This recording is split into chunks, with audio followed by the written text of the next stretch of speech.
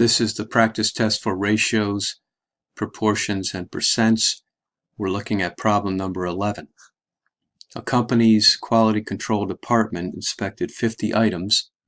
Out of the 50 items, 16 were found defective. What is the ratio of defective items to total number of items? Give your answer in lowest terms.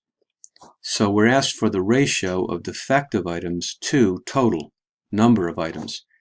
So because defective items are mentioned first, that needs to go on top, 16 defective, to the total number, and so the total number is mentioned second in the ratio, and that would go on the bottom, so it's 16 over 50, and then we can reduce it. You can reduce it using the fraction key on your calculator, or you can reduce it by hand as I've done here. Take out a factor of 2 out of the both top and bottom numbers, but your final answer in simplest form is 8 over 25.